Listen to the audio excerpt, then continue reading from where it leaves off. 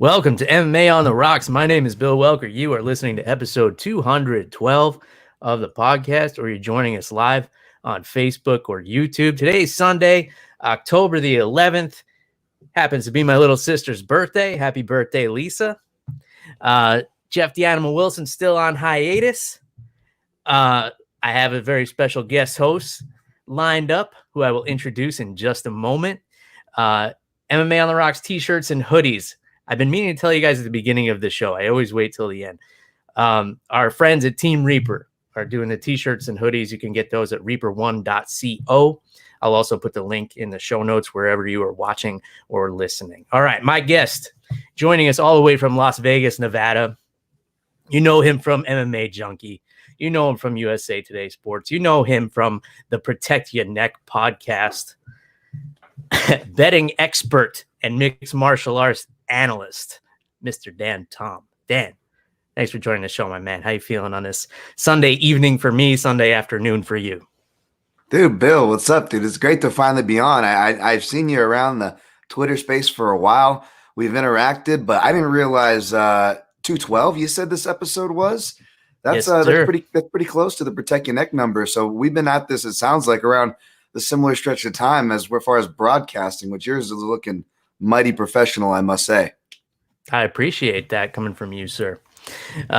So I'm sure people who listen to me are probably familiar with you, but just in case, let's give a little background. How long have you been in the MMA broadcast space? But like you just hinted at, it's been about the same as me. As far as podcasting and broadcasting on my own, which, surprised the government hasn't stepped in yet, but here I am. I think it was like literally like almost like it was one of those New Year's Eve shows where Nunes beat Rousey. And we did a little after party edition. So another shout out to MMA on the Rocks, because the Protect Your Neck podcast, I guess you could say, started off as a drinking show. We've been drinking and you've been warned, but again, back to your production, I like your warning a little better as well as product, especially, man, what I was putting out those days. But it was fun. Started doing breakdown shows, top 5 shows to complement, what kind of, I guess, got me to the dance, which was analysis work.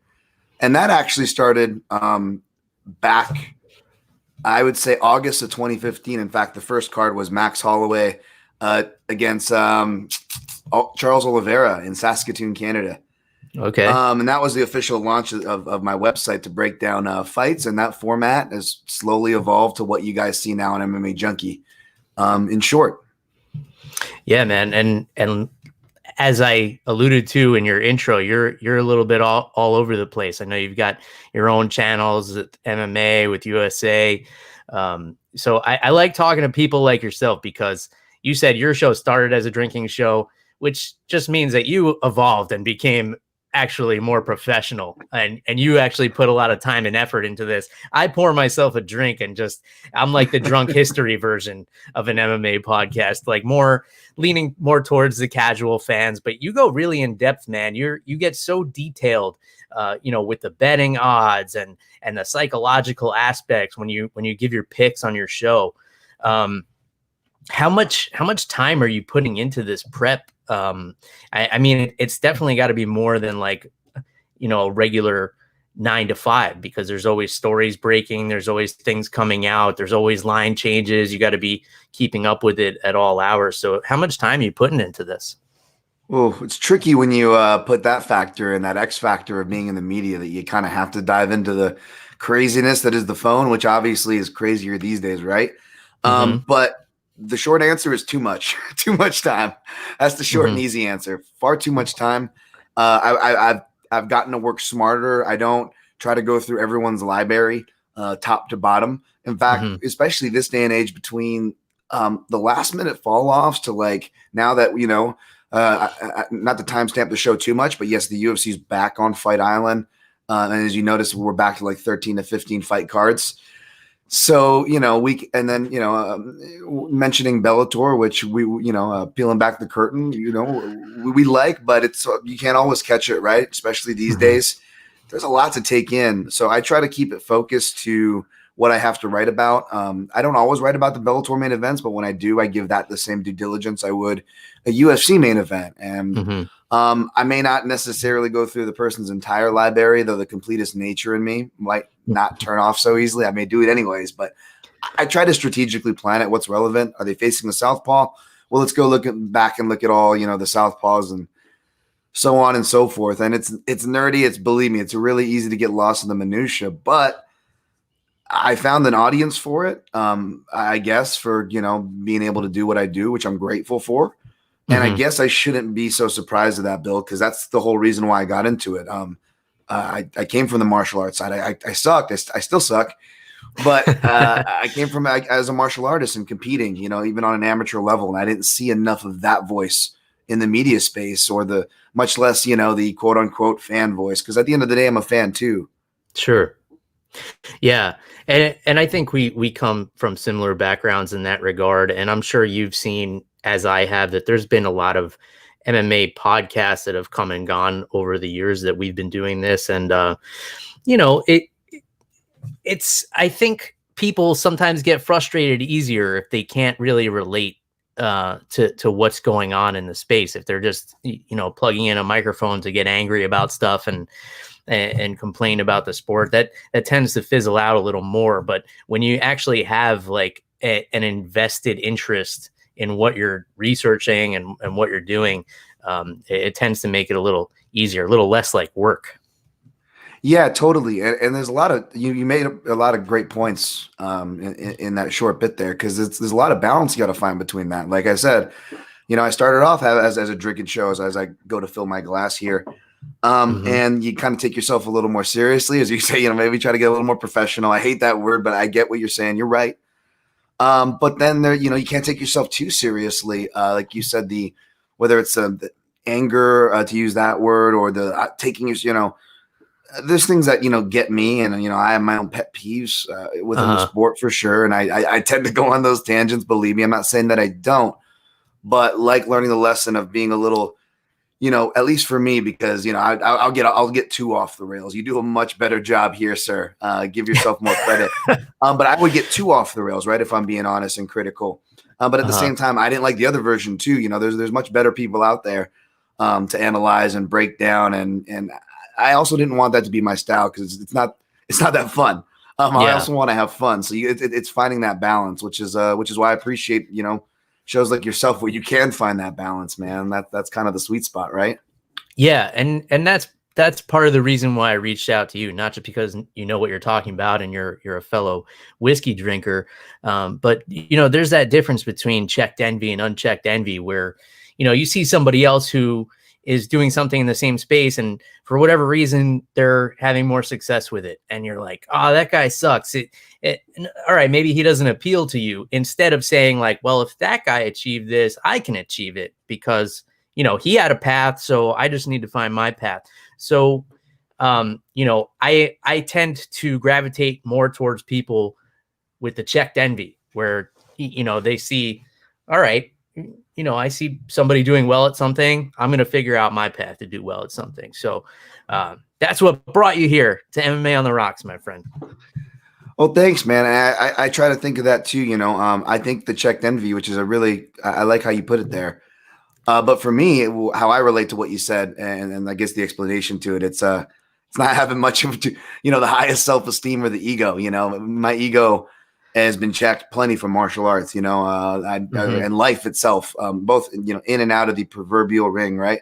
So if anything that I can speak confidently on is that I've learned lessons. People ask me, how do you do this thing that there is no college course for MMA analysis? Like, well, I can't tell you how to do it. I can tell you my path. And that involved most importantly, getting beat up a whole lot, getting beat up in different martial arts, getting beat up at different points in my life, getting beat up at different points in the United States, getting beat up at different places of the world when I went to China, getting beat up at all these different places. Gave me a lot of perspective, man. And even that's why I'm always really careful, because, and it's human nature. It's nothing bad. And even guys I really like and respect and are much more successful than me, we can all fall into these pitfalls where you're stating what you're about, and you're not meaning to, but you're kicking dirt on other people's brand, right? And you Yeah. got to be able, in my opinion, to try to do that without kicking the dirt inadvertently or not. And so I always try not to be that. I always try to tell people just that is my experience is getting out there and doing it. But I'm also not, someone that's going to be like, oh, you have to have this rank and this qualification. Otherwise, shut up. I'm not going to listen to your opinion. I'm better than you. Like, no, that's not it. Or even styles that I maybe disagree with or not disagree with, but like are not my thing. More numbers, more statistics.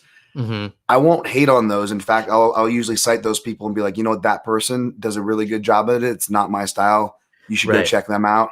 And I'm always making sure, and probably too much, which is why I'm a bad businessman. But it's about finding that balance. And I liked your word for it better, though. Checked envy. I got to remember that.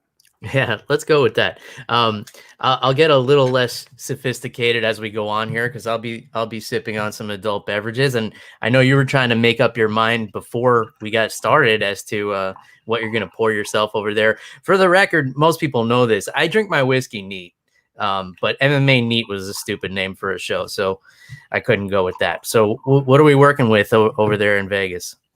I would have forgiven you too, man. I don't know if it's because I saw that that line in the movie Munich got stuck in my head where I think it's like the assassin posed as a woman of the night is commenting on Scotch and saying how my father always said water or ice brutalizes the Scotch, and I've kind of applied that all the way through. Now, obviously, if you want to be a drinking head. It's actually recommended for different types, depending if we're talking about bourbons, scotches, or whiskey. There's a lot of different takes. I'm not hating on that when I say that. Again, I'm not kicking dirt on the others, but I like you, Bill. I like it neat too, man. It's not it's the same reason. Shout out to, I believe it's Love to Travel on Twitter. I talked to who I chat with from time to time. He guessed I was going to be going with the IPA, like here on my shirt, which is why I wore it, because I knew I wasn't going with an IPA. But whether it's an IPA or a whiskey neat, there's something manly about that. And I know I'm not that guy like, we're going to be manly. Like, no, that's not why I like it. But, I'm not gonna deny that title. It's a nice feel. Yeah, it is like something you have to acquire. It's not something like you can't just drink 100 proof whiskey and enjoy it right off the bat unless you're born with chest hair.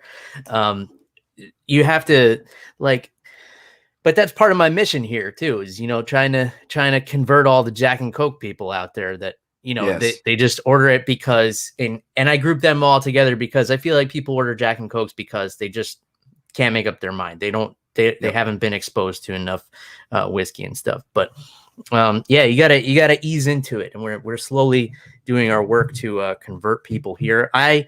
I love to travel is a buddy of mine on Twitter as well. I think he was one of the people who recommended this Peerless to me. I like that bottle. Small batch bourbon. Yes, this is nice. I'm pretty sure he was one of the people because I had people telling me about this bourbon for months.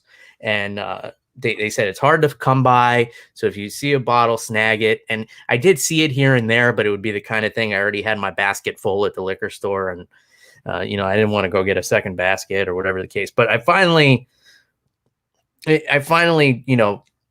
went all in on this one. 110.6 proof. So this is not for the faint of heart. That's legit. Wow. However, it does drink very smoothly. It's super complex. So you see, it's got like a rich caramel color to it. Not heavy on the sweetness, but the aftertaste, it's got a lingering honey. And then the burn comes and goes. So the burn will linger or you won't get it at all. It's very interesting depending on the sip. I guess the angle of the glass or I'm sure there's some kind of science to it, but it's kind of the complexity of it where sometimes you're getting that sweet, sometimes you're getting that burn. And I'm hooked, man. This is instantly going to be a staple in my bar going forward. I said at the beginning of the show on my sister's birthday, I sent her a bottle of this. So I just picked it up like a week ago and I was like, I need to send a bottle of this to my sister, and she enjoyed it. And she'll be the first one to tell me that something I sent her sucked. So it's got her stamp of approval. I'm going to note that. I want to try that, especially from the honey to You said complex, but in my head, the way you're describing it, it almost feels like nostalgic for when you're first getting into it and you're really getting that burn, right? Especially, neat, drinking neat bourbon. That sounds super nostalgic even. I would like to try some for myself. I'm joining you. I didn't go with bourbon, which is usually my number one choice. Okay. I guess if you put a gun in my head, again, there's different, there's some, we're talking, stuff from the Scottish Highlands, maybe Scotch moves to number one, but I probably would have to go bourbon, Scotch close second, with whiskey third if you force me. Not disrespecting any of them, by the way. Oh, they're all welcome here. Yes, absolutely. But I went, I got to go on brand stereotype, right? I got to go Asian. So I wanted to decide between some of the Japanese stuff, and I don't have a crazy selection or anything like that, so I'm not trying to brag by busting this stuff out. But the Cory whiskey, it's more light, and to be honest, I'm more, I'm venturing you're more of a black coffee drinker, Bill. If I'm going by same here. Okay, so if I'm going by the whiskey, right? So maybe the dark and harshness, there's some home to it for us, right?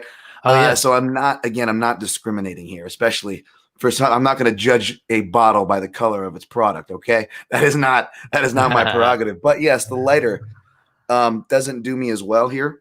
So we talk about whiskey a lot in the small jiu-jitsu little quarantine group we've established, and there's a fan of it. So I'm going to actually bring it for all of us to share and leave it as the community bottle. So that's off the list. The Nika coffee grain is nice and sounds like it would come in handy to help give a kick before a podcast, even though that's not how it works, folks. Yeah. But it's a cool one. It's not like a staple.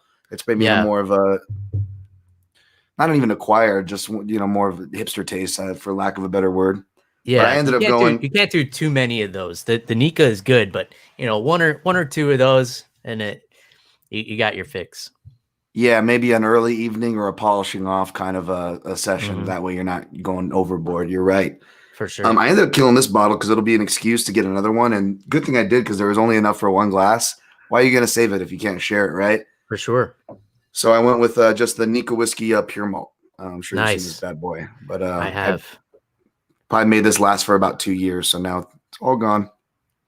I have, we have a lot of similar habits, because I'll save, about one pour of a bottle. If you look at my bar, I probably have 10 or 11 bottles with just that one pour left in it. And then I find a reason, like I need a reason to finish this one off and then go get another one. It's like, I don't want to. You put on Time to Say Goodbye, like the track that what's his name would walk out, Akiyama would walk out to. A little tear comes down Bill's cheek. Sorry. Yeah. Yeah, something like that. It's like I want the bottle to have a story, Yeah. So I try to do it service and give it a proper send off, and then bring in a new one. I don't want to just send it out into the cold, just chuck it in the recycling bin like it had no meaning in my life, because every bottle is important. Well, cheers to you, my friend. And cheers to that. Cheers to you, my friend. Let's get into some MMA. I heard there was some pretty good action over the weekend. So UFC Fight Night 179, Fight Island number 5, whatever you're referring to it as. Now we could take the low hanging fruit and talk about the Buckley kick, which is the kick heard around the world. But I like to start from the top down, and that's kind of how I roll. If that's all right with you, let's do it, man. You lead the dance, sir. Cool. So Cory Sandhagen, man, if you had told me how this fight was going to end, and you told me that it ended by knockout in the second round, I think 10 out of 10 people would tell you that Marlon Moraes was the winner. I think pretty much everybody had in their head that Sandhagen had to take this into deep water and push Marlon's cardio and kind of weather the storm. But Sandhagen brought the storm, is what happened last night. Give me your take on this main event. Yeah, you're absolutely right. I mean, I think even if they told you that Sandhagen won the first round 10-9, a lot of those same people, just a lot of everybody would be surprised by that, because we thought that win or lose, Marlon was going to do well early in this fight. Now I officially picked Sandhagen by decision, and I left the door open for a late stoppage in my breakdown.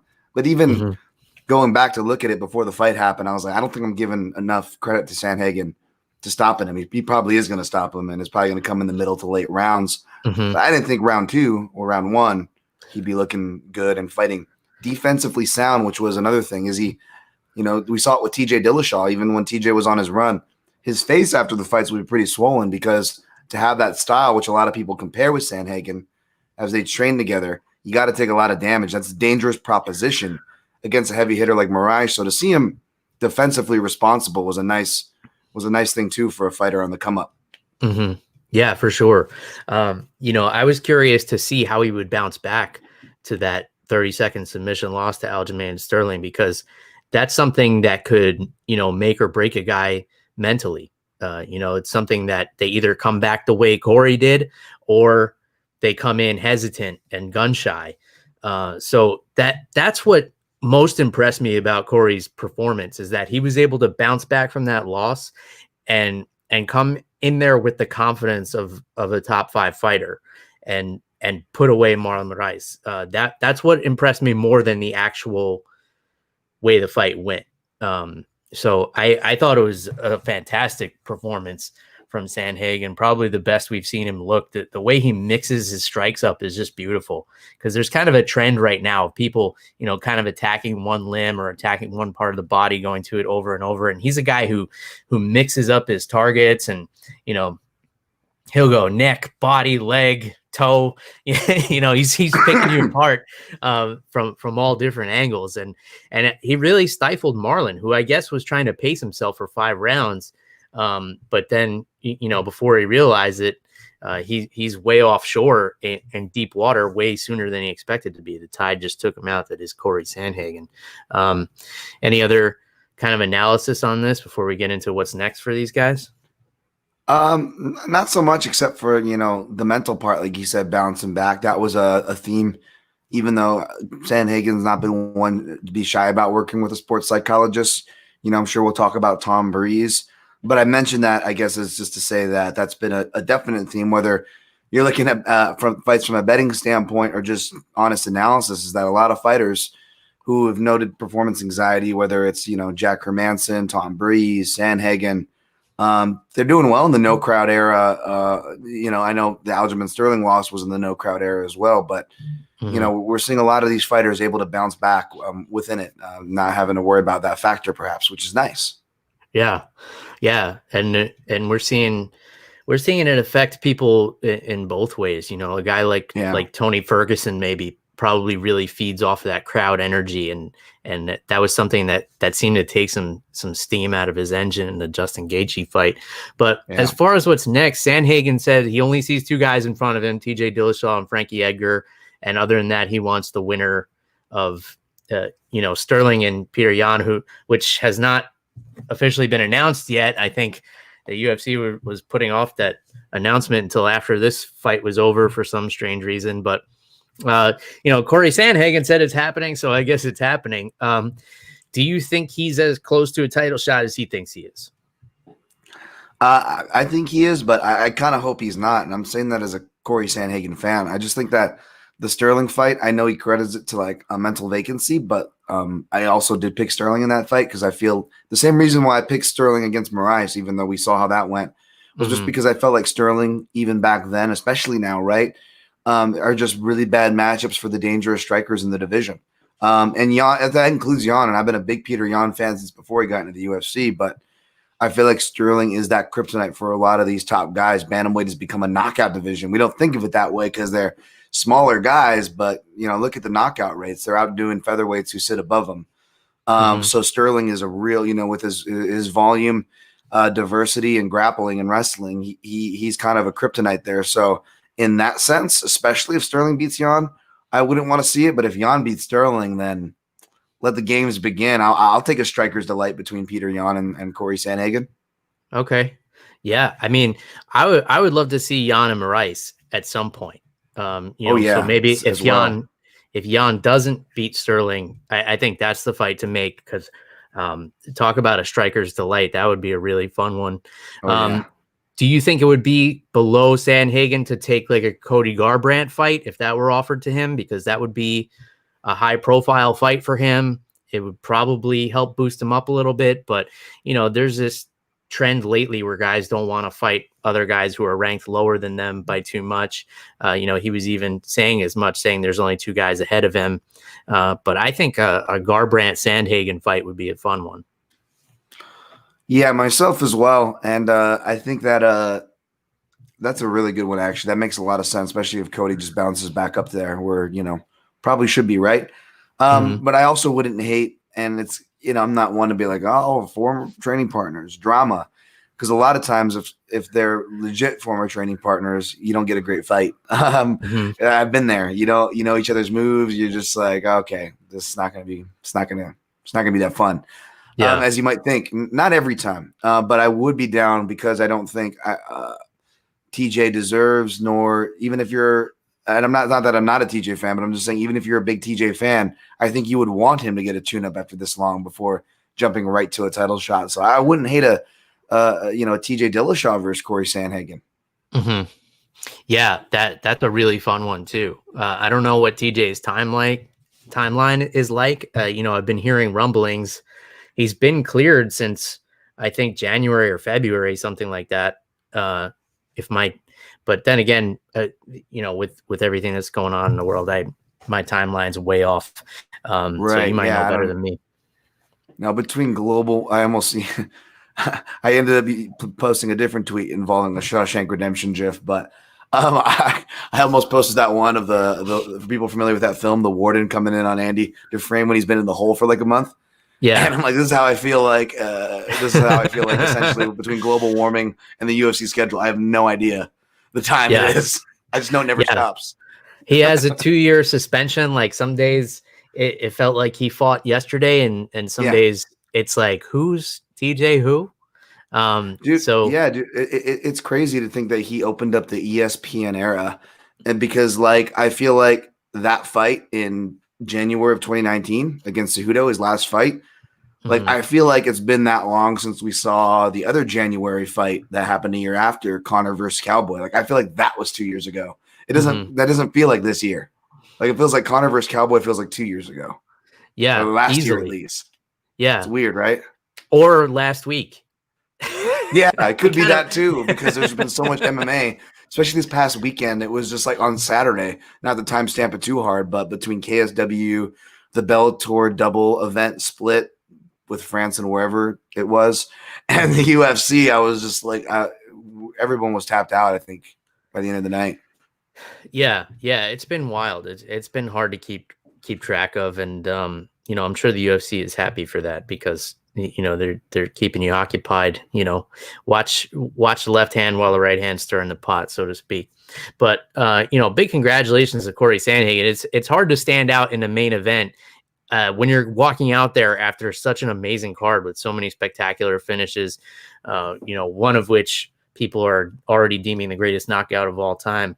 But you did pick Cory Sandhagen. You also did pick Edson Barboza, and for a lot of the reasons that he was able to get the victory over Makwan Amirkhani, that you didn't trust Amirkhani's cardio to be able to last with Barboza, if I'm remembering correctly, even though Barboza is still pretty new to this featherweight cut. So give me your thoughts on this co-main event here. Yeah, I appreciate that, but I think those are the only 2 picks I got right. It feels like from this card. But yeah, man, dude, I'm setting you up here. I appreciate it. I appreciate that. But this is funny. Now, I don't know if it was balancing out. I think maybe I was eating around this time of the card, and I'm sure we all have our own things we do. We have to. The cards are so long, right? We're probably celebrating birthdays and getting older as these things are going on. But this might have been a part where I wasn't as focused, but from what I saw, it felt like Edson Barboza was carrying over his previous trend from when he dropped to featherweight. And we're seeing a kind of a heavier, maybe because he's going against later guys, but a heavier handed version where he's dropping guys with punches instead of kicks now, we've seen in the last couple of fights for the most part. And Amirkhani, he tried a kind of a weird strategy from what I was seeing, and I think it helped him extend the fight. It just didn't help him put him in a position to win the fight. So I don't know what he saw, why he asked for this matchup specifically, because it's not been so much wrestling. It's always been pressure. and durability. That's what's going to beat Edson Barboza, and he wasn't able to get that going. So it was cool to see Barboza get a win. You know, you look back at his record, and it feels like he should have won more for a guy who's such a staple, right? So he needed the win. He probably should have gotten the win last time out, right? So I definitely feel good for Edson, and that's no chop to the Amirkhani, man. I've been a big fan of Amirkhani since he stepped onto the scene with that flying knee knockout over Andy Ogle. So I'm sure he'll bounce back. Yeah, and he's a super well-rounded guy. He's a really slick grappler, loves that anaconda choke. I think he was saying he has 8 or 9 setups for it, which is, as a shorter-armed guy, is very impressive to me. It's not something that's in my repertoire. So I'm always impressed by people who can do things that I can't. But yeah, the piece that he's missing is, like you said, the pressure, and it's not so much the wrestling. And I like the way you put that on your breakdown, where you said that it's pressure that beats Barboza, and that's where Kevin Lee had success. And I'm slipping my mind the other one that you mentioned, Khabib Nurmagomedov. Oh yeah, that guy. I heard of him.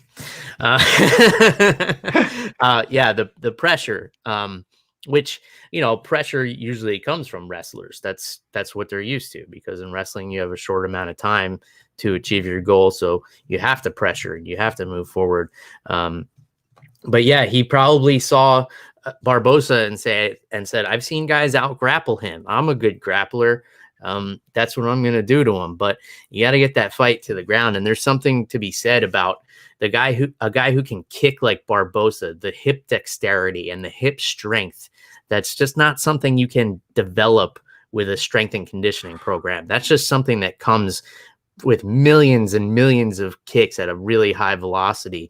And it's hard to take guys like that down. You know, I've been wrestling over 20 years, and I've grappled with guys who are amazing kickboxers and with no wrestling experience, and had a hard time, getting a hold of their hips, because they're just they have a natural ability to spring their hips forward, and that's what we saw from Barboza. And I thought he looked good, man, and he was asking for a top 5 opponent in this featherweight division.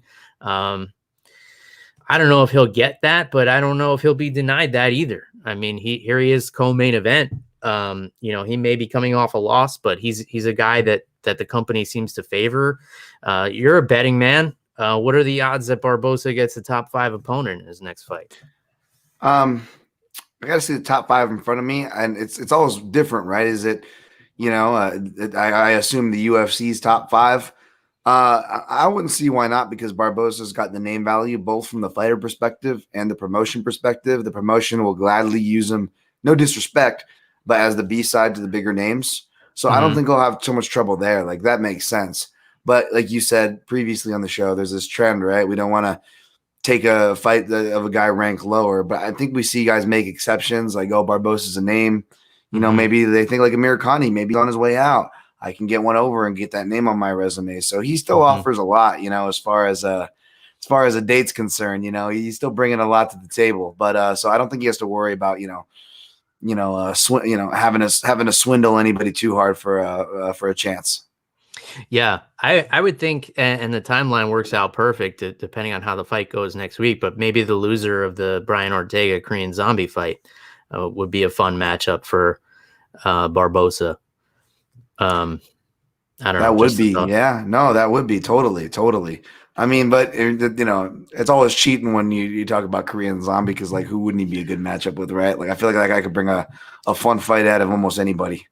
Mm-hmm. Yeah, and he's definitely got the grappling credentials to hold Barboza down, but could he get him to the ground is another story, and that's where that would be interesting. But he's got that rigid striking style where maybe he wouldn't be as open to the strikes of Barboza, whereas Brian Ortega would have to probably pull guard, because I don't know, I don't think he'd want to stand in front of Barboza unless in the last 2 years since we've seen him, he's developed like a lot better striking, but we'll get into that a little later.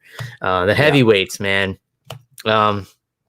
You've said this, not the cleanest, not the fastest, not the best physiques. But this was a fun fight. Ben Rothwell and Marcin Tybura. I thought Rothwell looked really good in the first round. I thought his hands were the fastest we've seen maybe ever, but definitely in a long time. And then I think just like bouncing his fists off of that big Polish dome, he was just wore himself out. And then that third round was just brutal by Tybura. I mean, he really poured it on. Super impressed with him in that third round. And I thought it was a fun fight, very back and forth. And Tybura wound up looking good at the end. What do you think of these big boys here? Yeah, man, both guys brought it, man. I was wrong about this one. I thought the line opened a little close, and then it actually got closer to fight time. So I was like, all right, I got to go in on Big Ben here. And, Big Ben, did do some of the things I said as far as his underrated output goes, but it was a weird performance from him in the sense that he's never gone so hard early. Mm-hmm. And been the type of fighter to, gas himself out. Now he always fights like he looks like he's gassed because that's just the way he moves. But he, that's more of a rookie mistake you see, right? Even at the lower weight classes where guys are like, Jimmy Smith says it all the time, always fight at a pace you can keep. And it was weird to see Big Ben not do that. And not to dump here. In fact, to kind of prove my point, I don't think it was a featherweight fight we just talked about. I think it was the Omar Morales-Chikadze fight, but like both Tybura and Rothwell, especially because of that first round that Ben Rothwell set, I think they threw, double the strikes than the featherweight fight. Like these are heavyweights throwing double the strikes than a featherweight fight that went the distance. Same amount of time, folks, 15 minutes. Yeah. So just to put in perspective, so it was a crazy pace, but then on the other side, yeah, props to Tybura because he was kind of back in a better shape, which he kind of looked like he was fluctuating with a lot of those inconsistent performances. Mm-hmm. And he kind of just did his thing, man. I kind of underrated that front kick. He has always kind of thrown it, but maybe from his time with Jackson Wink, I came off more of like a point scoring technique. Yeah. But we saw even JDS when he fought Ben, like, dude, that thing had a lot of penchant. He got a lot of purchase out of it. So it was good to see, Tybura using his head out there as well. Yeah, for sure. And he's a guy who really needed a performance like that. A fun heavyweight fight with a really strong finish because, he's a guy who's kind of squeaked by in his wins and not really, gotten a lot of shine because there's not been a whole lot to shine the light on, but still a very skilled dude, able to hang in there with elite heavyweights. Whether he wins or not, he's been pretty consistent. So I think he needed like a good bloody victory like that to kind of, give him a little bump and hopefully, get him a higher profile fight, maybe motivate him to go out and get some finishes and get some shine from the fans. We had first round knockout, the South African Dricus du Plessis. I think I'm saying that right. As good as I would say it. So I really try. Marcus Perez, I can get that. So this was interesting, and I liked what you said in your breakdown about this fight, and it made me think about it. While I was watching, that Marcus Perez's style is like an impersonation of other people's styles, and much in the way that he does the Joker impersonation before. During the weigh-ins and stuff. And I never really realized it. And I think you even said that, and I think you called this fight right, but I think you even said that the spinning stuff could get him in trouble. And here he is trying to throw an over-the-top spinning elbow, and he gets countered right behind the ear with just a nasty shot from du Plessis. And it was impressive, man, because he seems like just a no-nonsense, like head to the grindstone kind of guy. And yeah, he didn't take any nonsense from Perez last night. No, man. I mean, it was a weird finish, but you can't take away credit from du Plessis. He went out there and was throwing, and he does throw hard, and he has more striking accolades according to his bio than grappling. So, I mean, props to him. But yeah, I think I called like he was going to do the Anderson Silva to Tony Strickland up elbow. and or he'll go for spinning stuff as well. But I think he was trying to do the Korean Zombie versus Yair Rodriguez move, if memory serves. But again, back to the impression thing, right? He's using other guys' moves, and that's what got him burned. To like that left hook to the body or whatever. But yeah, I'm really interested to see Duplessis because he's an athletic and capable middleweight, and you go pretty far in that division being that way.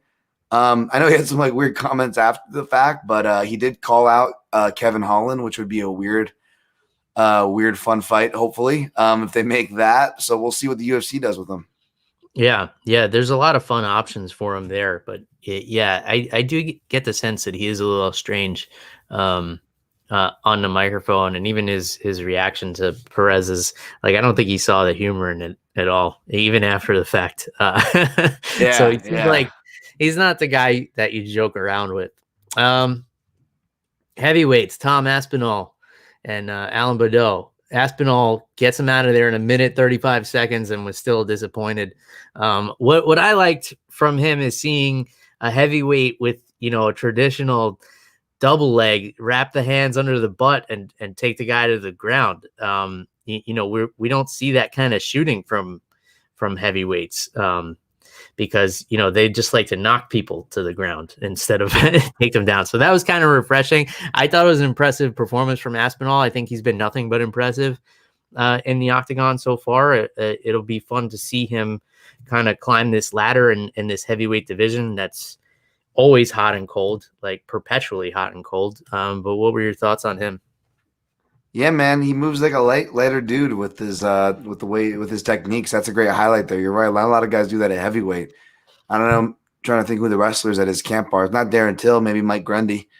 I believe he's more of he's freestyle. I think. I don't think he's strictly a Greco guy. He got it somewhere, man. Whatever it is, it's great. It's good to see just a heavyweight confident to try and athletic enough to try these type of moves. It'll take you. You get a lot of purchase from it, right?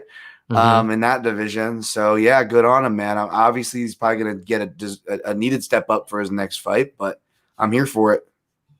Yeah. It's tough with heavyweight, especially because there's such a weight discrepancy. You could be a guy who's 227, like Chris Daukaus. I think he weighed in like on the lower end there, and versus like 265 guy who's cutting weight. So if there's that much weight difference, you're not going to be getting in, like trying to get in under the guy's hips. It's just that it's not a useful expenditure of energy, really. Right. But it was refreshing to see, and this was a short notice fight as well. I think Baudot came in on a few days. So credit to Aspinall for getting in there and just taking. I always credit both guys for short notice fights. The guy walking in just as much as the guy accepting the guy walking in. So big credit there. Tybura and Zalal. I'm not gonna mess with Tybura's first name. I think it's Ilya Tybura, Youssef Zalal. This was a fun fight for me, man. I thought it was up there.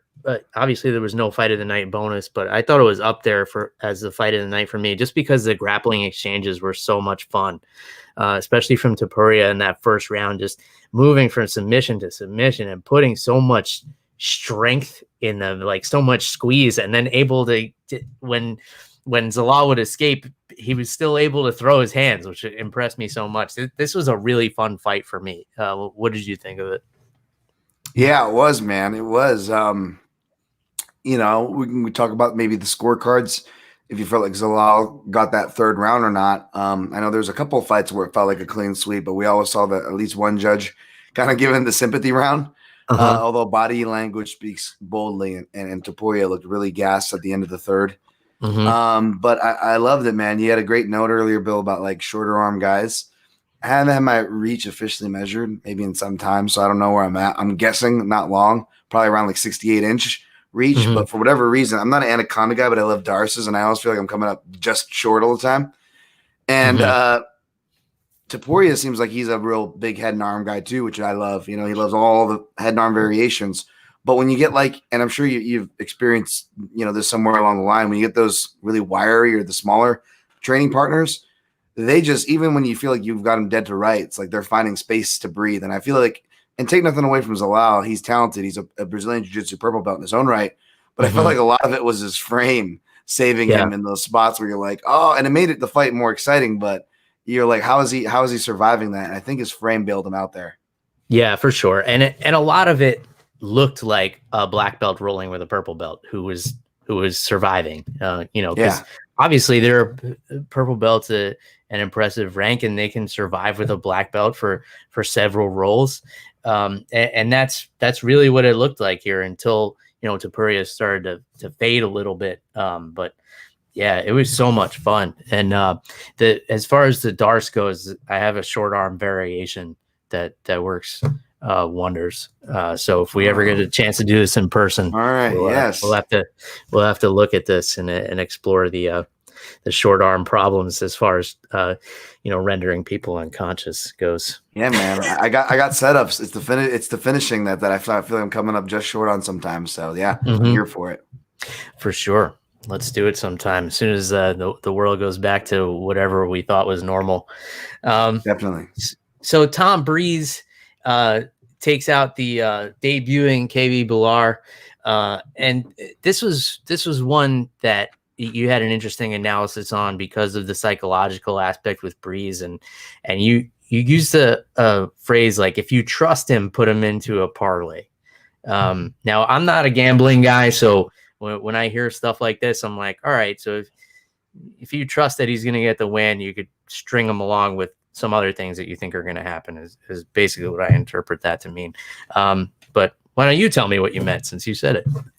Yeah, pretty much at that price. I think he was coming in at like minus 260, which you could argue was more. So which A, kind of justifies the play at a principle. But B, I mentioned parlay because of that price. It's a little steep to play steep unless you're a big gambler, which I'm not, and I have no problem admitting. So, it's more of a kind of a fun parlay piece, but psychology is a big thing, man. And I'm the last guy to look down on it or dote on it or say something negative on it. But yeah, man, it's something you gotta keep in mind, because it sounds cliche. It sounds trite that 90% mental, but it's so true. It really is true. So it's not that I'm kicking anybody while they're down or kicking the theme of someone being conscious or vulnerable about their own mental health. But if anything, I'm giving credit and credence to it, because it is mental, and mental is so strong. So yeah, that's all I mean by it when you talk about a guy like Tom Breeze. And I think if you saw people picking Buller in this spot, which there were a decent amount, it was because they were, doing that proverbial fade, which I get. But, you got to be careful. Again, look at the trends. Let's look at other fighters who are open about their struggles, which really it's probably 90% of fighters, by the way, folks. We name and we focus on the small sample size, but those are the fighters who are open about it. But yeah, well, let's look at those fighters. And they've been racking up a lot of wins in this pandemic era, which is cool to see. Yeah.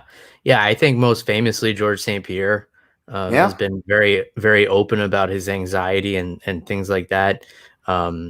Nick Diaz for sure. Oh yeah. Carl Parisian. I remember years ago the story of Carl Parisian in the locker room, like refusing to make the walk. I forget who was fighting. It was Diego Sanchez at the time. Maybe, yeah. But he was like almost wouldn't go through the curtain.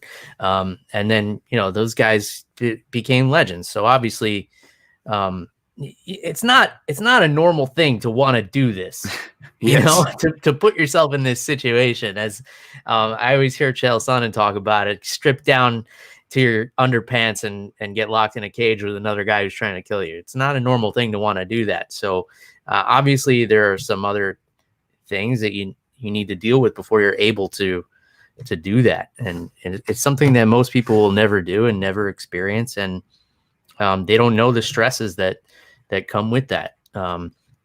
But all that being said, all the more impressive was Tom Breeze's performance, knocking out this guy. And a lot of people covet that undefeated record. I'm sure you see this a lot with the gambling lines. Even a guy with, you don't know too much about him, 7-8 fights, whatever he had, making his UFC debut, people are like, oh, but he's undefeated. So, he must have that mental thing nailed down. He's got to be like, he's never going to lose. But meanwhile, we saw three undefeated fighters lose for the first time on this card, which is amazing. And it's amazing that was hardly talked about because of all the other incredible things that went on with this card. But yeah, what did you think of the actual performance from Breeze here? It was good. He showed that southpaw boxing that I love. I mean, that was just kind of a picturesque jab. I love the detail behind it about moving both of his feet. That's a really important note you don't think about so often. We're just taking that lunge step forward off our lead. And, he moved both of his feet beautifully. It was perfect because, it was what Breeze needed mentally so that we can see him doing what he does best, because he's a really fun fighter, even going back to his regional scene performances on the British scene. He shows some really cool stuff on the feet and on the floor. So just as a fan of Breeze's fighting style, yeah, man, this is really best case scenarios for him to come out there and hopefully, show some more form and give more of a fight. And Buller, I'm sure he'll be back. He was pretty endearing in his interviews. Yeah. And, seems like an athletic, rangy kid that, I could give other people maybe a style difficulty. Yeah, for sure. One last thought on this fight, because you mentioned that jab, and the way he threw it was the way a fighter throws it who's a right-handed fighter fighting southpaw. Yeah. And we see this a lot with guys who have a wrestling background, because if you're right-handed, when you wrestle, you have your strong leg forward. So your right leg would be forward. So naturally, you learn to box as a southpaw. We see this happen time and time again. Colby Covington, Chael Sonnen, so many guys will learn to strike southpaw because they're just used to having that power leg forward. A guy like Breeze, although he threw the punch that way and was able to essentially knock Buller out with the jab, because that was kind of the blow that put him down. Yeah. It seemed like he learned to fight that way. But, here's another guy from across the pond who is giving signs of a wrestling background. But do we know he has a wrestling background, or am I just going too deep in the weeds with this? No, those are good examples. But, I don't know if it fits the other example. I'm a right-handed southpaw too. And I've been able to pick that up like on certain fighters. It was a guy recently. He fought in the PFL, got knocked out, retired, and then he had to come back the same night, then got knocked out again or something like that. But I asked him, and he was a right-handed southpaw. I'm like, he didn't wrestle. And a lot of them, they come like myself, they come from traditional martial arts backgrounds where you see a really high amount of southpaws. It's weird because we don't go by the same metrics. There's no formal training. So I don't know why that is, it could be people are just, that's how they're wired. Like I'm not ambidextrous in the sense that I do things 50-50. I shoot pull left-handed. I skate left-handed. I fight left-handed, but that's just because I have, my left's my power side. People holding pads have told me orthodox or southpaw. My shots from my left hand feel stronger because in my mind, that's power. I'm shooting pull. I'm pushing off on the skateboard. In my right hand, which I guess I'm right hand dominant because I write, but in my mind, it's control. I'm controlling the cue. I'm controlling I'm doing gentle and control based things with my right, and I'm shooting power off of my left. I can't think of the fighter, but there was a fighter who I suspected was the opposite, was an orthodox fighter who was actually left-handed, which is pretty rare too. But I get how it is because most gyms want to train you, orthodox. They hate southpaws, especially in boxing gyms. I had to learn, which is why I'm switched stances, because I've had to have so many reps for coaches that were either straight up annoyed at having a southpaw in their class. Because they don't want to hold pads for you. Yes, or partners you got to negotiate and be like, hey, I'll go orthodox when it's your turn. Can you just please hold best you can southpaw for me? And you kind of you'd also do this negotiation. And the good news is, much of a pain in the butt it was, I feel even more comfortable orthodox now, maybe even than my southpaw stance. So there's a lot of reasons why we could see it. But in short, I agree. I never really picked it up before with Breeze, but I agree with you. The way he threw it kind of shows I'm like, yeah, maybe this guy is a right-handed southpaw. That being said, he actually does have wrestling credentials in his bio. Now, again, I'm not familiar with the British system. I know there was some Greco-Roman in there, which you're going to see more Greco and freestyle, obviously, when you leave the United States, folk style, right? But yeah, it's going to be more in that end. So I don't know how deep he went, but he actually does, to your point, Bill, he does have a bit of that background. So maybe it is. Maybe you are right. Okay, well, that's the kind of like nitty gritty detail I was hoping to get from you, and I like the breakdown too, and pointing out that you don't see a lot of left-handed orthodox fighters, and I never thought about that. You blew my mind a little bit there. Myself, I was taught to shoot from both sides, so I was an ambidextrous grappler, Nice. and striking. I kind of did the same thing, but unlike yourself, I don't have a power side. They're both equally powerless. So You sound like my dude Brian Caraway over there, at least from the wrestling. I'm not going to knock on his striking, but as far as the wrestling goes, he always preached switch stance, shooting from both sides, and how those skills and style of a wrestler saves his butt at MMA, understanding footwork and the translation of wrestling to boxing. Yeah, because you don't always have a choice what foot the other person has forward. So sometimes that cross shot can be a problem. So if you can just switch up, it makes it easy. Obviously, there's ways to push and pull and make the foot come forward that you want, but it's easier to just move yourself. As you learn from jiu-jitsu, moving yourself is easier than moving another person. I want to gloss over the rest of the card for the sake of time, but the one thing we have to go in depth on is Joaquin Buckley and Sandhagen. These are two guys who they kind of mirrored each other. Southpaw orthodox. They're both built like fucking action figures. They both fight kind of flat on the back foot, which says like they're both looking for the big power shots. What did you think of this matchup going in? Obviously, you couldn't have predicted the way it finished because you couldn't write a script for that. But going into the matchup. Well, going into the matchup, I was more too high on Sandhagen than I should have been. And not because of the undefeated fighter thing, more because of the mental, though, because this was one of the undefeated fighters who were like, we all could agree, like, this guy's got great mental. He mixes in body work and wrestling, which is like two of my favorite things. But I didn't know it was going to end like that, Bill, but I definitely had a bad feeling as soon as it started because we didn't see those things from Impa. Like, he was doing the things that most of us who – in hindsight, we were definitely too confident. But in fairness, the reason why a lot of us were picking him and the reason why he was so highly favored was because of the smarts and the composure that this guy was able to show. And not that he fought dumb, but I'm trying to say, but a lot of us were saying like, hey, at least we don't got to worry about him headhunting, getting in a heated battle. And it seemed like that's exactly what he did. And Buckley, who's an action fighter who we should have given more credit to, like that's his kind of fight. Yeah. And what was even crazier was everyone was saying, and rightly so, as a Taekwondo guy, I can tell you, that was some Taekwondo stuff. But the crazy part, which was another reason, I guess, why I wasn't too worried about a left field thing coming out of nowhere, it's like, what do I know? Was because, like, he didn't have, like, Golden Gloves background. He didn't have, like, even the Taekwondo as a kid like I did background. You know what I'm saying? Like, he didn't have any of that. And to his credit, according to him, a guy who jumps around camps, doesn't have that background. The first thing he said and consistently said, and I'm not doubting him, he did it, folks, was that he practices that move. So, I mean, like, to your point, like, who could have predicted a guy who didn't come from that background, barely has a consistent camp? He had to have makeshift corners for this fight, comes out and nails something that he's apparently been drilling since day one. Yeah, I mean, it was wild. And I think,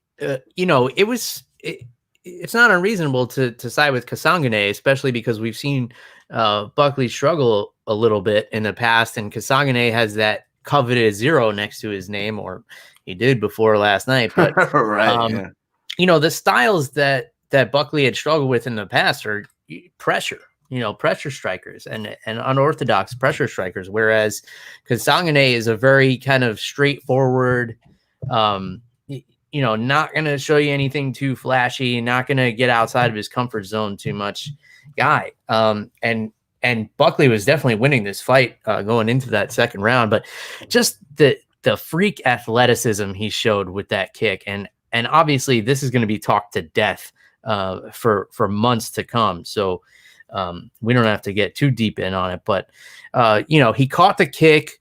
It was a cross catch. So he, threw the left kick, caught it with his left hand, kind of went to throw it away, but did it lazily. Whereas, you would want to like throw it up and away. And but the way and it's not like Sandhagen even did anything technically wrong. He had his hand up. He was guarding his face. It was just a freak of nature move. The way he was able to spring off of one leg and put that kind of ferocity into a kick like that was just such a spectacle. And I think they already said that when it was tweeted out, it was the most viral tweet the UFC has ever put out, the video of that kick. So I think it was like 3 million views by the end of the night. Something crazy. I'm not a big numbers guy, but man, they should have given him $300,000, not the 200,000 that was promised, or it sounded like it was promised to cause confusion on the night, and ended up only being 50. I think that's honestly my only real complaint. Not that I picked the fight wrong or was on the wrong side from a betting angle, but I felt bad for Buckley because I feel like the guy deserves way more. That's a permanent highlight reel. How many packages are you going to sell? How many fans of the sport are you going to make? And it was just insane because it's not like Sandhagen was a slouch. He was taking heavy shots his whole career, including that night. Mm-hmm. And if you look at the kick, I don't even think he hit him with the heel, Bill. Like, it was more the middle ball of the foot, which is less powerful, by the way, folks, for those who don't know. So to put him out like that was just insane. You can't replicate that.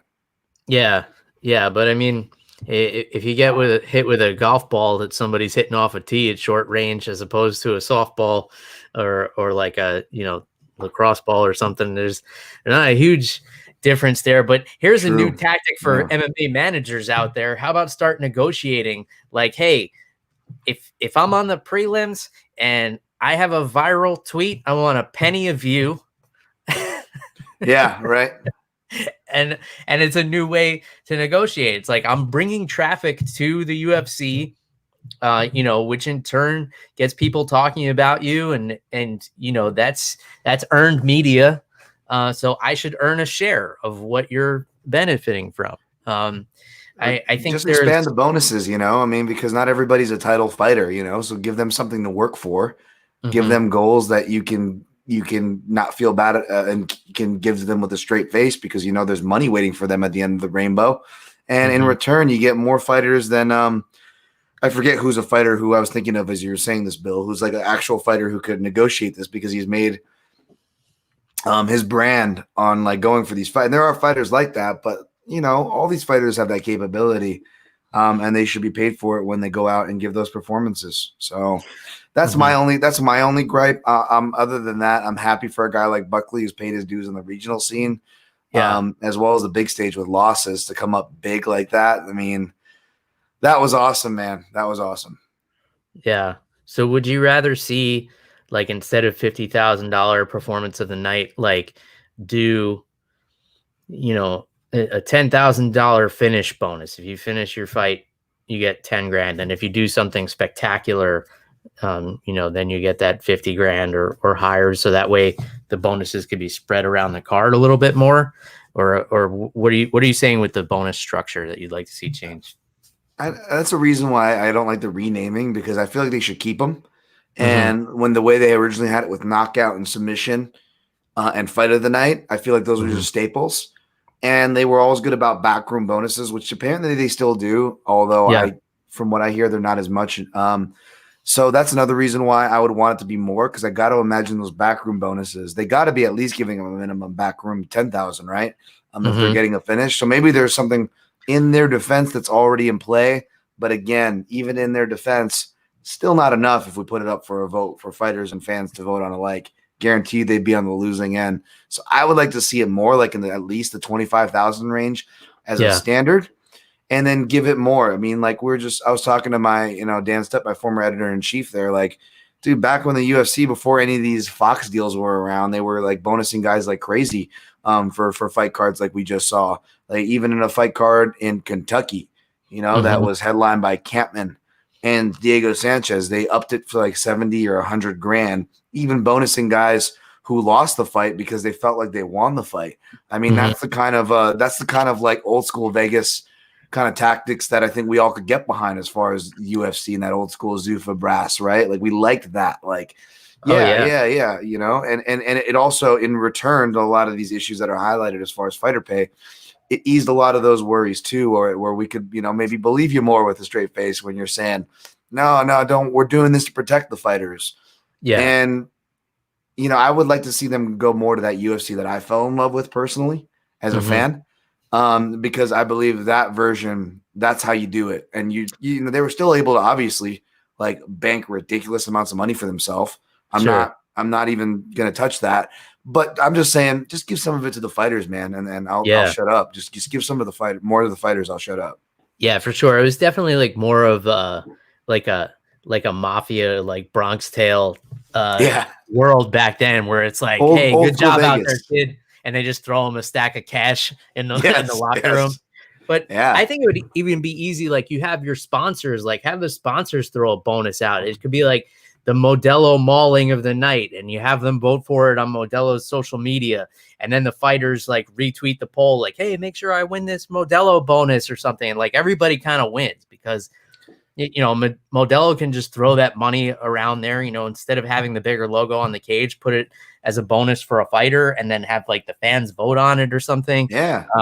I think it'd be a pretty cool thing to kind of get sponsors involved. And then you would see it like, big companies would see it as a marketing investment. Like, oh, we throw 50 grand at this UFC pay-per-view and give it to a fighter who deserves it. And we get all this, we get,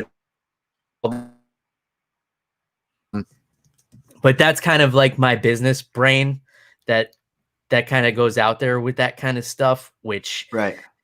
Talking to fighters and people in the MMA world about the way businesses work is very difficult. It's like explaining physics to my 2-year-old. So yeah, well, it's a great idea though. I mean, especially optics, because like I don't think any company that, if they're smart, hopefully they're doing their research, they don't want to run into the problems of Reebok where they're hitting all the backlash to where they almost like kind of just did their bare minimum as far as advertising change-ups, like for the whole, I would say, second half of their tenure. You know what I'm saying? So I would think it would benefit them to like want some of that because it'll be good optics for the companies. Yeah. And what I'm hoping to see from the Venom change, and I've spoken on this a bunch in the past, and I don't know this is what they're going to do. What I would hope to see is that Venom pays out less than Reebok, which I imagine they're going to do just because it's a smaller scale company, but they allow logos and banners back so that the fighters can go and get their own sponsorships. So they have to wear the Venom fight kit or whatever, but they can have, a logo on the side, and as long as it's clean and approved and everything like that. And they could have the banner in the beginning, or they can have like, logos on their walkout shirt, something like that. That's what I would like to see, because it gives the fighters, the opportunity to hustle a little bit and get those sponsorships like that used to benefit them so much back in the day. Yeah, man. And even if UFC's filter, which was pretty strong back in the day, from what I understand, even if it's a little bit stronger, I still feel like that would still be a fair trade-off, especially if you want to get behind this, let's get America going and let's get businesses again. I'm with that. I think everybody's with that if you put your money where your mouth is. And like you said, these are things where like everybody wins.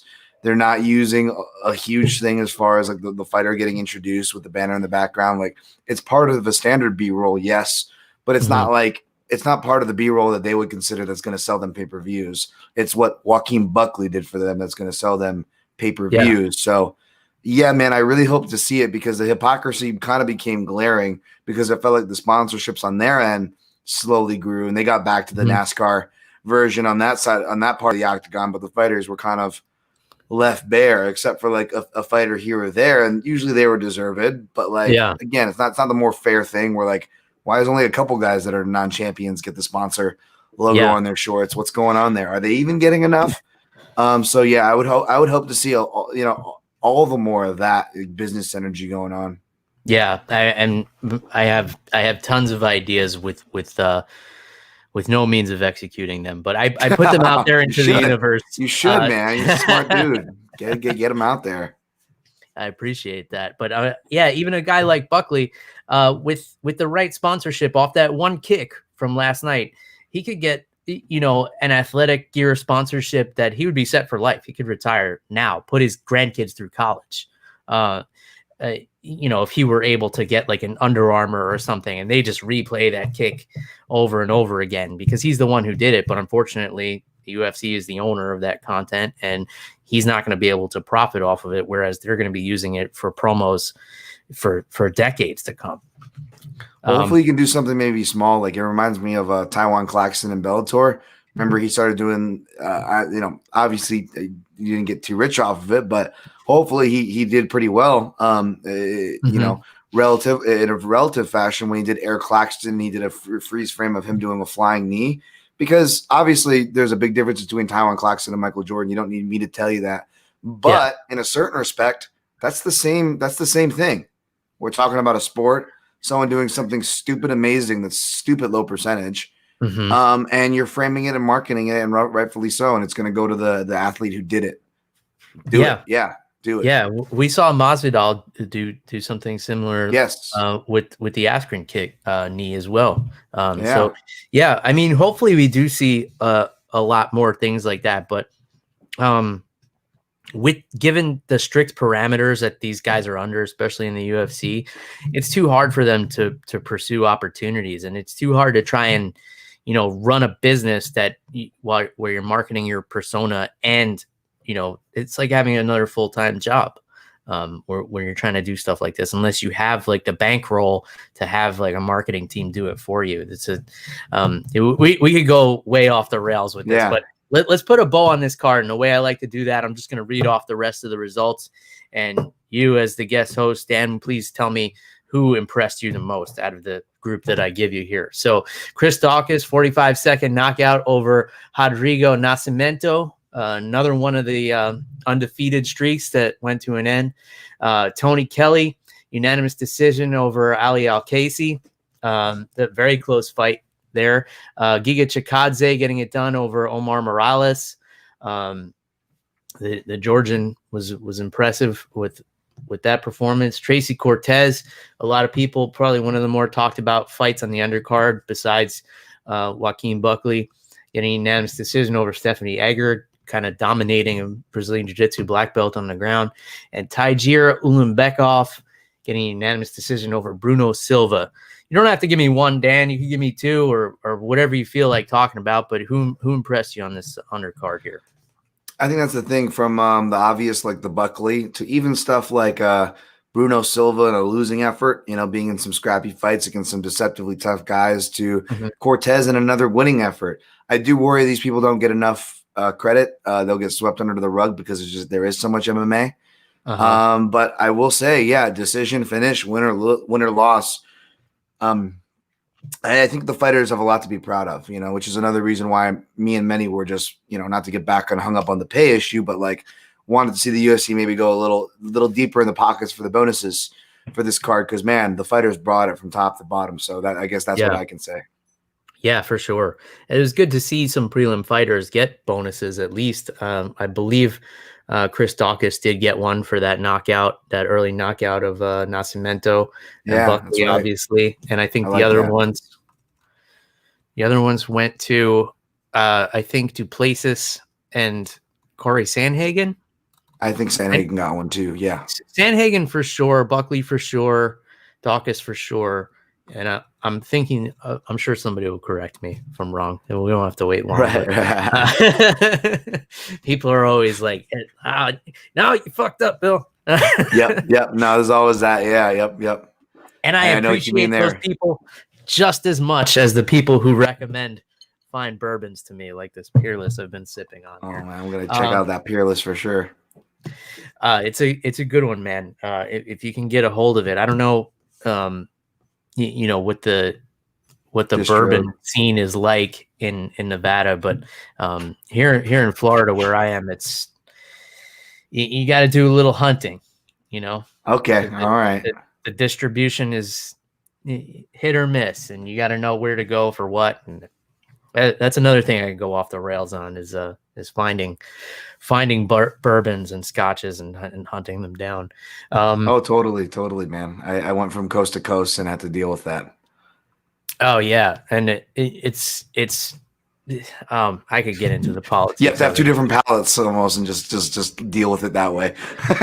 And luckily, I have many different palettes. I'm a man of many palettes. The man of 1,000 palettes, they call me. My man. But yeah, I'm from New York, so there you can get anything, but it's price gouged through the roof. Yes, it is. And so it's like pick your poison, so to speak, as I'm sipping poison here. Yeah, that place ruined me booze and food wise. By the way, New York, that's where I was residence. Yeah, it ruined me. Yeah, I can't eat pizza anywhere. Yes, same. There's what? All right. And people here don't believe me. They're like, "Nah, you're just being a dick about it." Food snob. You're a food snob. Oh, right. It's the worst when you're in the West Coast though, because there's even less culture they can counter you with. Like they're gonna hit you with all this culture that the West Coast, United States has. You know. Yeah. I'm not hating, man. I'm more of a West Coast guy. My history. I'm not hating, folks. Relax. Just stating some facts here. Stating some facts. Yeah, I'm with you. And then the worst is people around here. They're always trying to convince me, like, "Oh, well, have you had the pizza from here? It's the best." I'm like, "Yeah, I have. It tastes like drywall with cheese on it." Yeah. It's like I've always been a Goodfellas fan, but that line never rang so true. Where it's like you ask for spaghetti, you get egg noodles and tomato ketchup. Yeah, yeah, that's what it is. It's a different, man. And also just being from like having grandparents that like their own chop suey house, or like even from the Asian sense, like you can taste the difference between homemade noodles, like real noodles, to like not. And that was something that I rediscovered like from my childhood out in New York, where I'm like, oh, there are places still doing it the right way, or they're making it, at home, like, so. Yeah, for sure. It's almost like I envy the people who don't know better, Yeah. I wish I could eat this shitty Florida pizza, but I just can't bring myself to do it. No, totally. Yeah, no, I know what you mean, man. Which is good for the waistline. It allots me more liquid calories. Dude, same here. I think that's like one of my biggest. I always do these weight fluctuations, but that was one of my first and biggest jumps for sure. Is when I went from like teaching and training every day to like not having a gym, and Marcelo Garcia's was too expensive to train at. So I also had to lie about my address and do guest passes. So I didn't work out that much, and I ate a whole lot. And the walking everywhere in Brooklyn to Manhattan didn't balance it out as much as I thought it was in my head. Yeah. You're not walking off those kinds of calories, man. What I'd like to do, time permitting for you, sir, is take a little look at what we have coming up next week. So if you have time to hang out and take a quick look over this card. I got time, so long as you don't hold me to an official pick, because I'm still early in the process there. No, I understand. And for those of you not familiar with Dan, he releases his podcast like basically right before fight night. He watches those lines move like the stock market before he nails one down. And you probably even change the day of sometimes, don't you? It could happen, yeah, depending on how the research falls and the line falls. Sure, yeah, absolutely. All right, we got our buddy Mark from Australia. He's looking forward to Jimmy fucking Crute and Jamie Malarkey. Jimmy fucking Crute there. I'm not going to try and change your mind, Mark, because I know I'm not going to. So it doesn't matter. And unlike yourself, Dan, I don't give picks on this show anyway. I just talk about awesome, what I think is going to be fun fights and potential paths to victory for everybody, because I want to see success for everyone, just about. UFC Fight Night 180 or UFC Fight Island 6, however you want to refer to it. Ryan Ortega and a Korean zombie, Chan Sung Jung. This is an interesting one, man, because we haven't seen Ortega since that Max Holloway fight, which, obviously the only blemish on his record, probably will be the biggest blemish on his record for a long time. That highlight of Max Holloway telling him to keep his hands up in the middle of the fight is something that's going to be hard to bounce back from. December 2018 was the last time we saw Ryan Ortega in the octagon. So we're coming up on 2 years. Obviously with the pandemic and everything, there are a lot of fighters who have been on the sideline for a year, some a little more, but 2 years at this level, man, that's not something you can look past. And, Chan Sung Jung coming off of first round knockout of Frankie Edgar and a first round knockout of Renato Carneiro. So, I don't know, man. What do you see with this one? Obviously, Korean Zombie has the momentum on his side, but Brian Ortega, if he never met a guy named Max Holloway, this would be a guy, we'd be saying is the next coming. This is real interesting, not just because of the layoff, because it's not like it's a older fighter, right? It's a younger fighter, so I would think that would trend better for Brian Ortega. Mm-hmm. But, and I'm seeing it in social media now, I'm still seeing Henner Gracie, but we heard him talk about changing his circle, drama, gyms, camps, so what does that mean? I'm seeing pictures of him training with Juan Archuleta. Off the top, I'm not seeing Black House. Perhaps that was the change. I don't want to speak too soon, but that's more my interest here. Korean Zombie has aged fairly well through the years, right? He can get knocked out. I think that's always on the table, but I don't know if his bottom has dropped out. So striking, it's really interesting. I would even dare say that Korean Zombie has the edge. I think he's favored here without looking for a reason. Mm-hmm. And as far as submission goes, Bill, I don't know if there's more of a Protect Your Neck podcast theme fight than this one, as far as, don't give your head to the dead with the Zombie, or, Brian Ortega's guillotine and choking acumen is insane. So this is fun all around. Without looking, I'm going to guess that Zombie is the favorite here, but the big question mark is actually the younger fighter with Brian Ortega.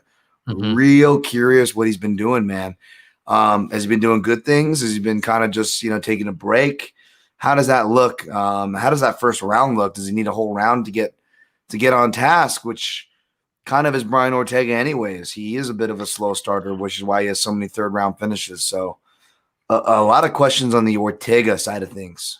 Yeah, for sure. The only question I would pose from the Korean Zombie side, because I would definitely give him the advantage on the feet, and will his ego get in the way? Will he want to try and submit Brian Ortega? Because we know that he loves the submissions. He loves the obscure submissions. So will he bring this fight to the ground, trying to, hit that twister or hit something weird on a high level black belt like Brian Ortega? And, will he be playing into exactly what Brian Ortega would want? We've seen him pull guard. We've seen him jump the guillotines. They call him Triangle City for a reason, because he's good off of his back. I think that's a big kind of question mark there. Will Korean Zombie's grappling ego get the better of him here? So that's a question I would raise there, apart from the obvious concerns with Brian Ortega. Yeah, man, it definitely is, because it's like, you look at it as, Korean Zombie, somebody you can grapple with Brian Ortega, or kind of back to the point you were hitting at, Bill. Is this kind of a thing where Brian Ortega is somebody that could actually make the Korean Zombie pay for grappling? That's a two-sided, a legit two-sided coin right there. I'm gonna reserve till I get to my footage, but I will say that I do think that's going to rely on that front headlock, man. They're both so good from there, and I don't know if one guy's going to shoot for fear of giving that up, but that's not the only way, as Bill, to get to a front headlock. So that's going to be, I think, the gateway drug to watch out for as far as grappling exchanges go. Awesome. Well, I will look forward to your more detailed analysis on this one. Ante Delija and Cyril Gane, the co-main event here. I'm not too familiar with Ante. Cyril has impressed me. He is undefeated, but only 6 fights, which is enough to get you going in the UFC. He's impressed me because he's shown good striking. And I think the last time we saw him, which was a year ago, if I'm not mistaken, no. Tanner Bozier, right? Yeah, so Tanner Bozier. The fight I'm thinking of was a year ago. It was October 26th here, and it was the heel hook finish. That's what always made Cyril Gane stand out to me. Like, this guy was winning the whole fight striking and then pulls a heel hook win out of nowhere at the end, which is something, outside of Frank Mir, I can't think of too many other heavyweights with a leg lock game. And he really pulled it out of nowhere. And then the Tanner Bozier fight was in December. So without landing on a pick, give me your thoughts on this heavyweight matchup here. Well, I was like, no way, this guy. I'm not familiar with this guy, which is kind of surprising because he's got a decent record. Anti-Delegia. I don't know if that's how you pronounce it, but I'll just say it as one word, like it's anti, right? We'll just go with Anti-Delegia. That'll be another weird Technic podcast pronunciation for you folks there. 17-3. I'm like, there's no way this guy's the first guy he fought was scheduled for. And of course, Cyril Gane was originally scheduled to face Dagestani Randy Couture, or he's actually named Shamil Abdurrahimov. But he withdrew for whatever reason. So in steps this new Croatian sensation. It's got a funny nickname, Walking Trouble. Like, yeah, I was just looking at that. Like that seems like a name that like I don't think you could be proud of either as a kid or as an adult because it's pretty self-explanatory. But he is 6'5" and 79 inches. So kind of back to that Breeze Billar fight, even though it really didn't play a factor. You always got to worry about the reach and size parity. Are these guys, either of them, used to being the bigger guy? Because that can also pose problems. Like when you get two southpaws, with each other, it can make for a weird fight. But the funny thing about Anti-Delegia, I'm looking, is like he's coming off of like a Bellator run outside of Bellator in the sense that he's beat guys like Carl Simutafa and Ollie Thompson. Yeah. But his losses aren't bad. Marcin Tybura via leg injury. I got to rewatch that fight. I think I've watched it back in the day. Yeah. So it's an injury, and it's a guy, again, Marcin Tybura, who's not like terrible. Dennis Smolderov, who is not a bad name to lose to for people unaware as far as Russian regional fighters go. And earlier in his career, 7 years ago, against Dion Starring, who's usually like a dude who, you get brought in to maybe, add your name to the resume, but he fought him early on. Beat Rico Rodriguez. He's got a former UFC heavyweight champion he beat technically, albeit, you kind of know where Rico was at that point of his career. So interesting name. Celebrity Rehab, here, maybe. Yeah, Celebrity Rehab. There you go. There's a shout. That's right. And I've trained with Rico before. He's actually an awesome dude. Nice, awesome. Speaking of underrated leg locks. Yeah. Oh man. I was a white belt at the time, but he put things in a way that stuck with me ever since. Obviously because it's a little starstruck. Rico Rodriguez is telling me something. I'm like, I'm listening, Rico. You're the former heavyweight champion. But yeah, cool dude. But that's awesome. Yeah, I'll never forget the Celebrity Rehab stint either.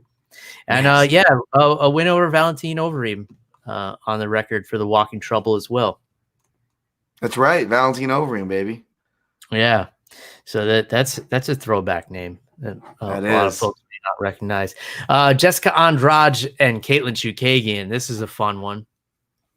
Oh yeah, that's an interesting match, man. Yeah, this is really fun. I've always been big on Andrade, and Chookagian has that kind of like underdoggy grit that you want to root for, and Andrade just fights like a dog. So a dog and an underdog.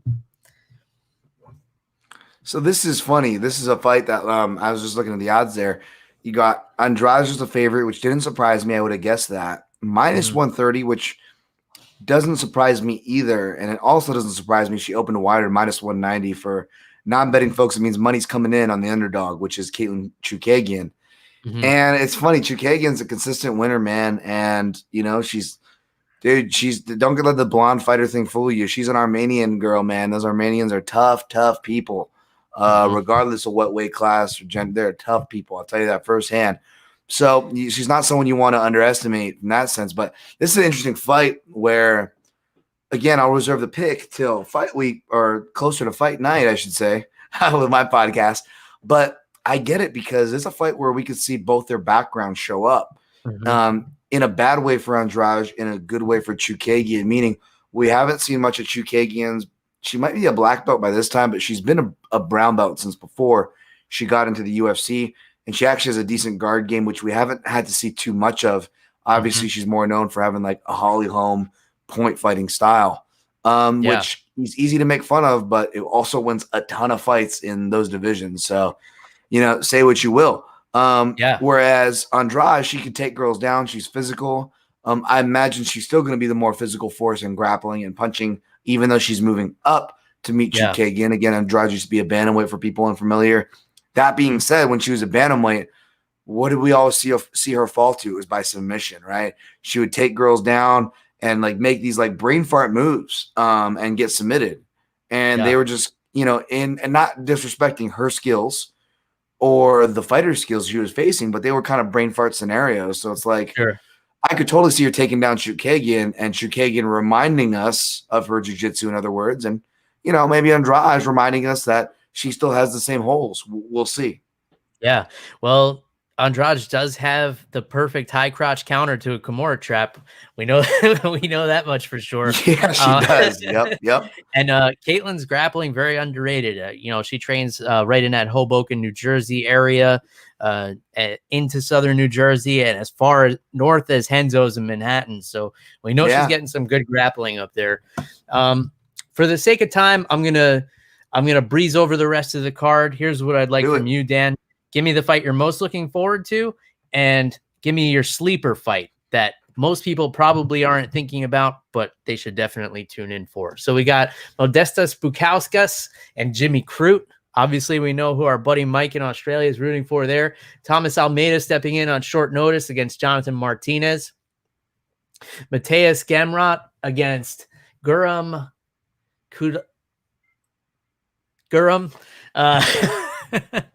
I haven't done my my enunciation research on this. Jillian Robertson and Poliana Botello, Claudia Enrique da Silva and James Krause, who we haven't seen in a while, Jun Young Park and John Phillips, Jamie Malarkey we're seeing come back again from the Contender Series, I believe, against Faris Ziam, Gad Zimmerman and Tigalov against Maxime Grecian, and Mark Striegel against Saeed Nurmagomedov. I got that one. I know how to say that one. I've heard of a guy who has a similar name to him. So which one are you most looking forward to? And what's a sleeper fight you think that most people will probably gloss over, but they should definitely check out? Dude, that Guram name looks fun. I'm looking at that now. Kutateladze. That's my best guess, but I think you nailed it. I didn't want to try it on the first go. Dude, careful. I'll end up turning Italian by the end of the week. Kutateladze. That sounds better than what I would have done too. I'll give an honorable mention to Saeed Nurmagomedov versus Mark Striegel, which don't quote me, but could be a lot closer than the odds predict. Okay. But I think my answer is going to be the same fight, man. And that's Tomas Almeida versus Jonathan Martinez. And it's not just for the Tomas Almeida side. I think there was more a quote-unquote sexy, a more quote-unquote appropriate matchup that it was originally supposed to be booked. I can't pull it out of my my butt right now, but I will say for those following me, know I've been high on Jonathan Martinez, Pedro Martinez, vote for Pedro hashtag, because he's been a quiet action fighter who is a southpaw Muay Thai wrecking machine. And only Bet Online is offering odds, which I figured Martinez would be the underdog, and he is. Mm-hmm. And I like Tomas Almeida, and I'm really looking forward to his return.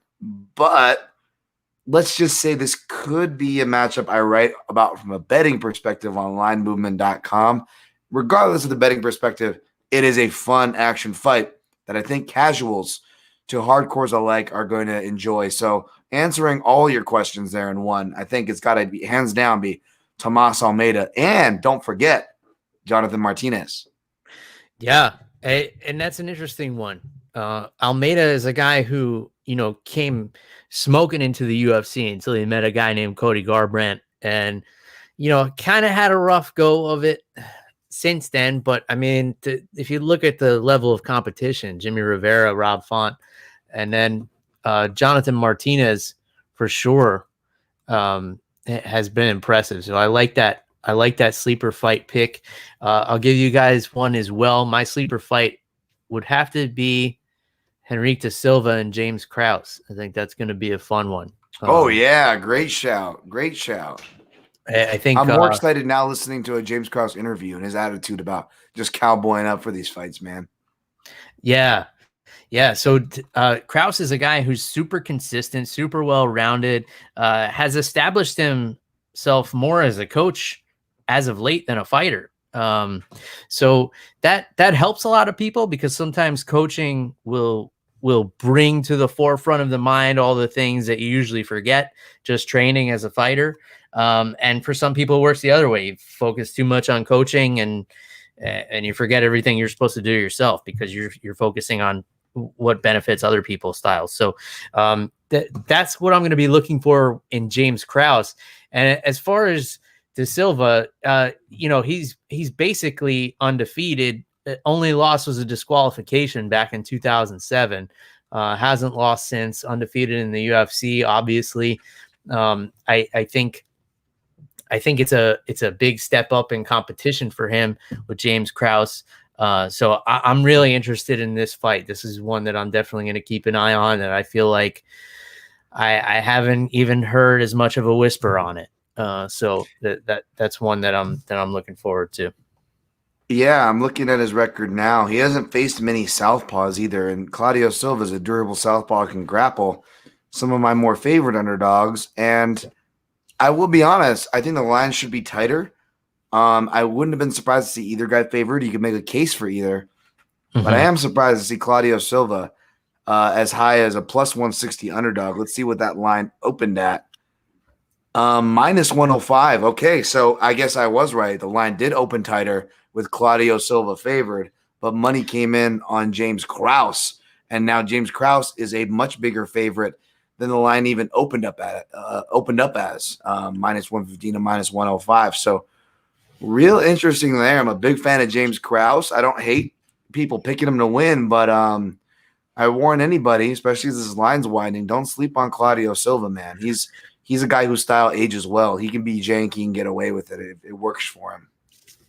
And I'm really interested by the way you kind of broke that down and how you immediately go to the lines, because that's something that personally I don't even look at. So I love hearing your perspective on that. And that's why I like listening to your breakdowns, because you talk about how the betting lines move. So my question would be, how much of that is professional gamblers just, moving the line because they're just betting what they see, and how much of it is people who know MMA that are moving that line?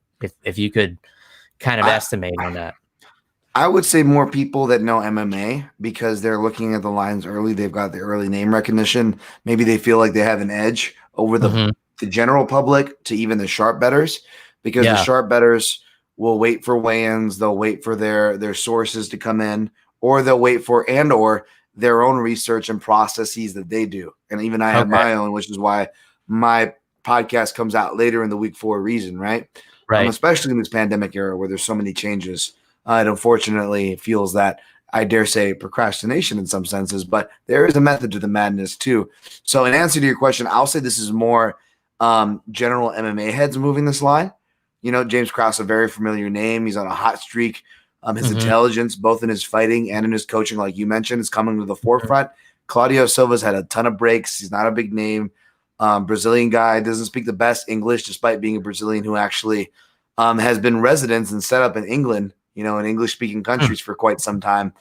But again, man, Claudio Silva, by the way, folks, one of the few people who beat Leon Edwards. Now, it was split decision in Brazil, short notice fight for Edwards, but still, I mean, this is not a guy who's easily beat. He should not be slept on.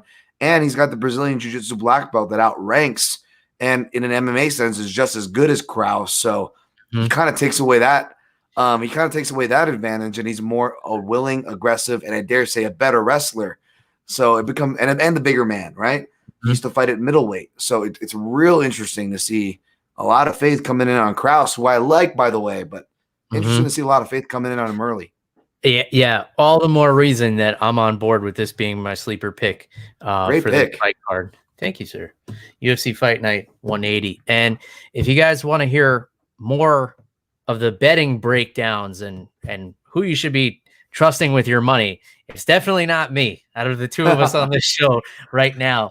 Dan, Tom, I appreciate you spending your time talking and drinking with me. Had an awesome time breaking down the fights with you, previewing the fights with you, sharing a few adult beverages with you. Dan Tom MMA on Twitter, mixedmartialanalyst.com is the website.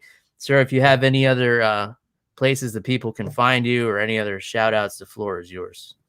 Nah, just to you, man. You gave me an excuse to drink good booze that I usually don't touch, and boy, can you taste the difference, right? As well as low key, maybe why I got a little deep. And apologies there. I actually got some work done on this podcast thanks to you, low key. So you guys got to see the process there. And thanks, Bill, for having me on. I've been meaning to come on for a minute. That's why I insisted on keeping the date today, because it's something that I've been meaning to do. I respect what you do, especially just somebody else who has done the damn thing in some way or some form and wants to talk about it and provide that medium in a fun way. These are some of the most funnest outlets from a fan perspective, and even someone who admittedly can get a bit burnt out because it is my job. Mm-hmm. Man, this is fun. This was genuinely fun, and that's why I wanted to come on. So thank you. I appreciate you saying that, and I had fun as well. And yeah, I am somebody who gets my ass kicked quite a bit. So by both whiskey and other human beings. So that's what makes this fun for me. That's what lets me keep it light. And I love connecting with people like yourself who are very well informed and come with a different perspective. Obviously, I don't have that betting line perspective that you have so mastered. So it was really cool seeing the way you kind of that thinking process that brings you to your picks every week. And Dan is the guy to go to for picks. Obviously, you guys listen to this show, I don't give you picks. I don't tell you what to do with your money. I would unless it's buying bourbon. If you got money to spend on bourbon, grab yourself some Peerless. They're not a sponsor, but I give them a plug anyway. Could be Peerless if you're listening. Send me some bourbon. I work for bourbon. All right, Dan, thanks again, man. This was so much fun, and hopefully we do this again sometime in some form, and we get together and work on that short arm darce. I hope so too. Yeah, I'm going to hold you to that, by the way. Please do. Hopefully I remember. I got to get back in the gym and get back to my pre-pandemic grappling physique. Hopefully we all can, man. Cheers to that, because hopefully we all can, man. This has been great, though. Thank you. Yeah, for sure. All right, Dan Tom, go check out everything he does in all the places that he does it. Until next time, cheers, everybody. Goodbye.